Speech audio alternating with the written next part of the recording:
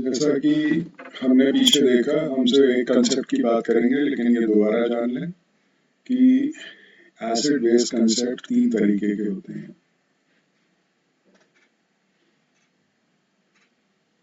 जो नॉर्मली आप 10th तक पढ़ते हैं वो आर्नेस कंसेप्ट है।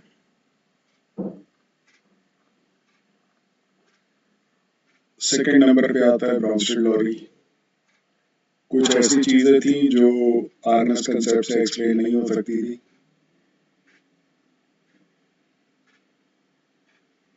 और तीसरा है लुईस कंसेप्ट, जो सबसे मॉडर्न है।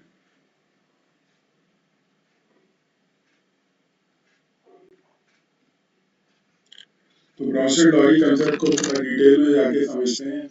ये वाला, इनके बारे में थोड़ा सा यहाँ पे मैं लिख देता हूँ कि जो H पॉजिटिव आयन डोनेट करते हैं, डोनर्स होते हैं, वो एसिड है आरएस कंसेप्ट में।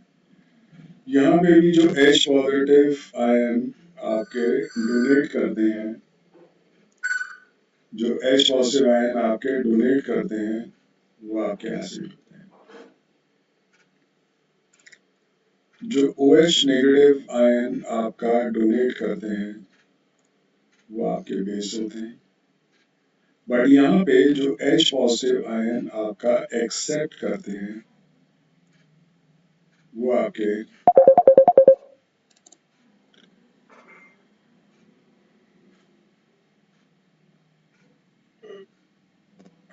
बेस होते हैं। तो ब्राउनस्टेड बेस, ब्राउनस्टेड एसिड करके रेफर करते हैं इसको।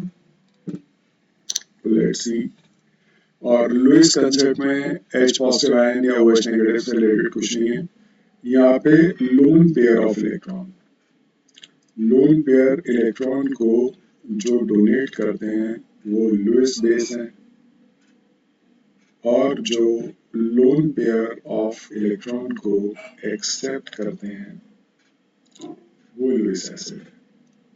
तो बेसिकली बहुत जो बेसिक्स हैं इसके वो मैंने आपको सामने लिख दी हैं, बट अब मैं डिटेल में आपको ब्राउनस्टेड-लॉरी कंसेप्ट के बारे में बताता हूँ। यहाँ पे आर्नेस कंसेप्ट में OH नेगेटिव जो देता है वो बेस था, लेकिन दिक्कत यह है कि अमोनिया हम एक्सप्लेन नहीं कर पाए कि बेसिक क्यों है, क्योंकि आर्नेस कंसेप्ट के हिसाब से ये बेसिक तभी होगा जब OH नेगेटिव देगा। ठीक है, पानी में डाल दीजिए NH4OH हो जाएगा, और अमोनिया भी बेसिक होती है, बट अमोनिया यहाँ पे बेसिक को ये आर्नेस कंसेप्ट एक्सप्लेन नहीं कर पाया, तो ये ब्राउनस्टेड-लॉरी कंसेप्ट आया था। तो लेट्स सी यहाँ पे Bronsted Lowry concept the proton donor acceptor concept भी बोलते हैं। तो ब्राउनस्टेड-लॉरी जो है,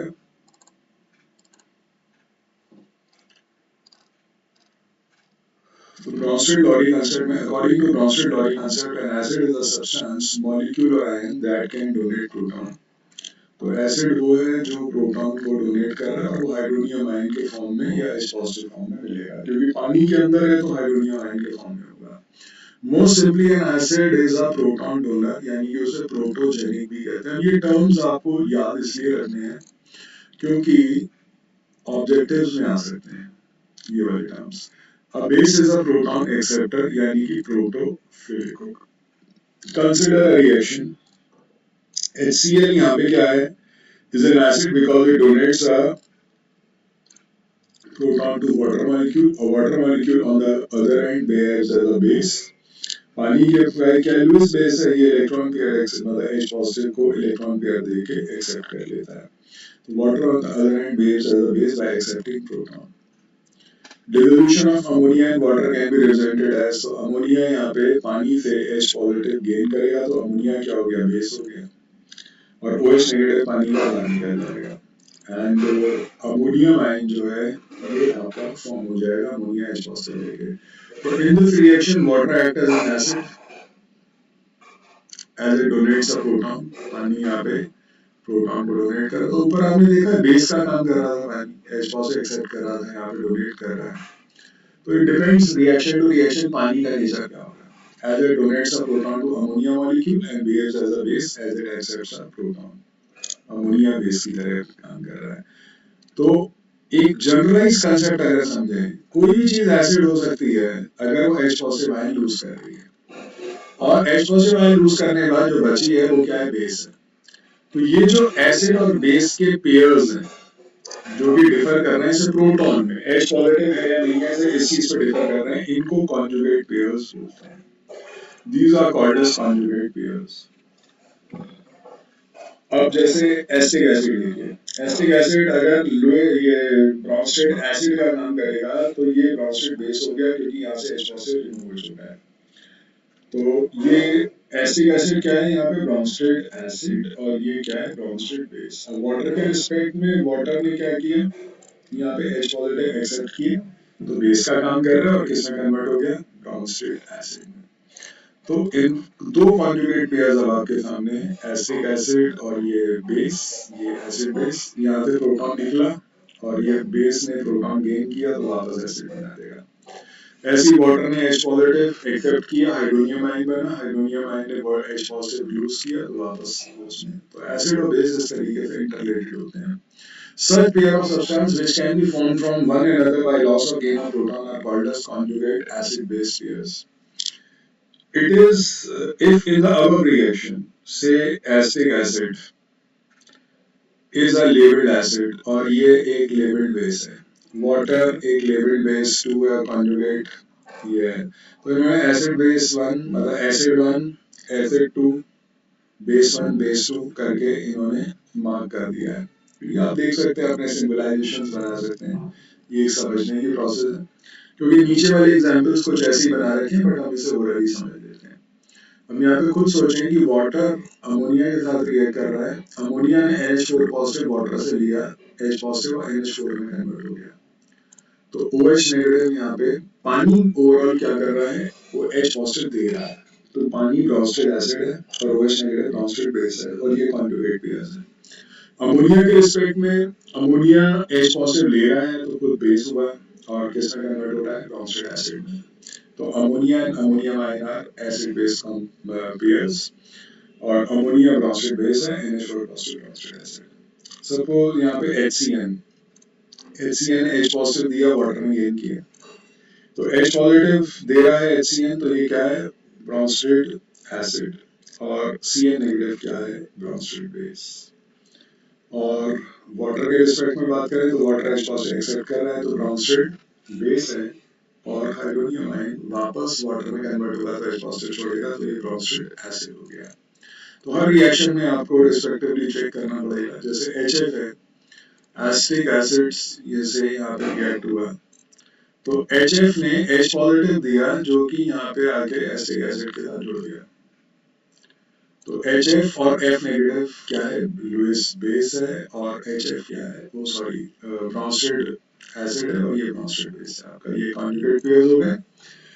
CH3COH ने H पॉजिटिव एक्सेप्ट किया तो ये क्या हो गया ब्रोंस्टेड आपका बेस और किसमें कन्वर्ट हो गया ब्रोंस्टेड एसिड में CH3COH2 unstable.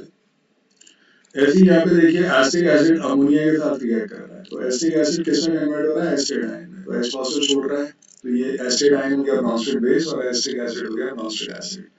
Ammonia H positive accept कर रहा है ब्रोंस्टेड एसिड सॉरी बेस हो गया और अमोनिया आयन ब्रोंस्टेड एसिड। अब इस रिएक्शन में देखिए अमोनिया यहाँ पे NH3 दो मॉलिक्यूल रिएक्ट कर रहे हैं, एक बन रहा है NH4 पॉजिटिव, तो अमोनिया एक मान लो यहाँ से H पॉजिटिव ले रहा है NH3 से और NH4 पॉजिटिव में कन्वर्ट हो गया तो अमोनिया क्या हो गया ब्रोंस्टेड बेस ये और ब्रोंस्टेड एसिड ये रहा। बट ये वाला अमोनिया मॉलिक्यूल क्योंकि H पॉजिटिव दे रहा है तो ये ब्रोंस्टेड एसिड हो गया और ये किसमें कन्वर्ट हो गया H पॉजिटिव देके ब्रोंस्टेड बेस। तो अमोनिया के दोनों मॉलिक्यूल में से एक बेस है एक एसिड है, जो NH4 पॉजिटिव में कन्वर्ट हो रहा है वो आपका ये ब्रोंस्टेड बेस है जो इसमें कन्वर्ट हुआ, और सेकंड वाला जो NH2 पॉजिटिव नेगेटिव में कन्वर्ट हो रहा है वो ब्रोंस्टेड एसिड है क्योंकि H पॉजिटिव दे रहा है। ऐसी वाटर के दो मॉलिक्यूल, वाटर एक ने H पॉजिटिव दिया और मतलब एक्सेप्ट किया वाटर ने तो ये बेस की तरह काम करके किसमें कन्वर्ट हो गया हाइड्रोनियम आयन में, तो वाटर H पॉजिटिव एक्सेप्ट कर रहा है तो ये बेस हुआ और किसमें कन्वर्ट हो गया ब्रोंस्टेड एसिड, और दूसरा H positive water H positive दे रहा है तो ये ब्रोंस्टेड एसिड हो गया और किसमें कन्वर्ट हो गया ब्रोंस्टेड बेस। इस तरीके से आपको हर रिएक्शन में ये अलग अलग आपको पहचानने पड़ेंगे। HCO3 नेगेटिव, यहाँ पे चेक कर लेते हैं, वाटर मॉलिक्यूल से रिएक्ट हुआ तो HCO3 ने अपना ये वाला हाइड्रोजन दे दिया और किसमें कन्वर्ट हो गया, कार्बोनेट में। तो जो H पॉजिटिव दे रहा है वो क्या है, ब्रोंस्टेड एसिड, और कार्बोनेट क्या है, ब्रोंस्टेड बेस। H वाटर ने H पॉजिटिव एक्सेप्ट किया तो ब्रोंस्टेड बेस की तरह काम कर रहा है, और ये किसमें कन्वर्ट हो गया, ब्रोंस्टेड एसिड में। तो कॉन्जुगेट पेयर्स पहचानने को यहाँ पे आते हैं, बहुत सारे एग्जाम्पल्स उसके बन सकते हैं लेकिन मैंने कुछ समझा दिए हैं, थोड़ा सा टेबल आप बाद में देखना। अब जैसे अमोनियम आयन है, अमोनियम आयन पानी के साथ रिएक्ट कर रहा है, तो अमोनियम आयन यहाँ क्या कर रहा है, अमोनिया में कन्वर्ट हो रहा है, दैट मीन्स कि H पॉजिटिव छोड़ रहा है, तो ये क्या हो गया, Bronsted acid, and this is Bronsted base. और वाटर मॉलिक्यूल क्या कर रहा है, H पॉजिटिव एक्सेप्ट कर रहा है, तो ये ब्रोंस्टेड बेस हो गया, जो इसमें कन्वर्ट हो गया हाइड्रोनियम में। Thus every acid has its conjugate base, her acid की conjugate base है, और every base has its conjugated acid। तो it is further observed that strong acid have weak conjugate base। ये ध्यान रखना, अगर strong acid है मतलब आसानी से H पॉजिटिव छोड़ रहा है तो उसकी weak base होगी, क्योंकि वो H पॉजिटिव एक्सेप्ट नहीं करेगी आसानी से। While weak acids have strong conjugate base, जो दिक्कत से छोड़ेगा H पॉजिटिव वो आसानी से H पॉजिटिव गेन कर लेगी, उसकी जो भी करस्पॉन्डिंग बेस होगी। जैसे एग्जांपल HCl स्ट्रॉन्ग एसिड, तो Cl नेगेटिव क्या है, वीक बेस। अगर एसिड एसिड आपका वीक एसिड है तो एसिड आयन क्या है, स्ट्रॉन्ग बेस। स्ट्रॉन्ग बेस मतलब आसानी से H पॉजिटिव गेन करेगा, वीक बेस मतलब आसानी से नहीं करेगा। There are certain molecules which have dual character of an acid or a base, दोनों कैरेक्टर हैं। इन्हें एम्फी प्रोटेक बोलते हैं, या फिर आप इन्हें एम्फोटेरिक भी बोल सकते हैं। ये तीन एग्जाम्पल याद रखिएगा, ammonia, water and acetic acid.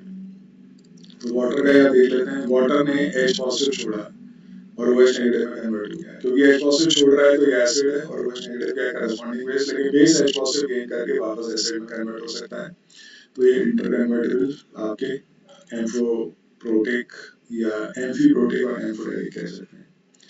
अब देखिए यहाँ पे वाटर जो है, यहाँ पे H पॉजिटिव छोड़ रहा है, वो H नेगेटिव कन्वर्ट हो रहा है, तो यहाँ गेन भी कर रहा है, हाइड्रोनियम आयन में कन्वर्ट हो रहा है। तो दोनों नेचर है, एसिड की तरह भी काम कर रहा है, बेस की तरह भी काम कर रहा है। ऐसी अमोनिया यहाँ पे H पॉजिटिव दे रहा है तो ये एसिड का काम कर रहा है, अमोनिया, और जब H पॉजिटिव ले रहा है तो बेस का काम कर रहा है। और strength of an acid depends upon its tendency to lose its proton, कितनी आसानी से प्रोटॉन छोड़ रहा है, and the strength of base depends की टेंडेंसी टू एक्सेप्ट प्रोटॉन। तो कौन कितना स्ट्रॉन्ग बेस है, कितना स्ट्रॉन्ग एसिड है, डिपेंड करता है कि कितनी आसानी से H पॉजिटिव छोड़ेगा या फिर गेन करेगा। तो यह एक टेबल है, इसको आप ऑब्जर्व करिएगा, और मतलब अब आपको समझ में आ गए हैं सारे। तो इसमें क्या कर रखा है, increasing order of acidic strength, यहाँ पे एसिड्स ले रखे हैं और एसिड्स के करस्पॉन्डिंग ही इसके बेस बना रखे हैं। तो यहाँ पे नीचे की तरफ आप एरो देखोगे तो increasing order of acidic base है। तो मैं कोशिश करता हूँ कि एक बार स्क्रीन पे ये पूरा आ जाए, ये यहाँ तक ये पूरा आपका स्क्रीन पे आ गया है। तो इस तरीके से आप यहाँ पे चेक कर सकते हैं कि ये टेबल जो है ये आप अब यहाँ पे कंप्लीट कर लीजिए। तो ये जो एसिड बेस कंसेप्ट है ये यहाँ पे आपका फिनिश होता है।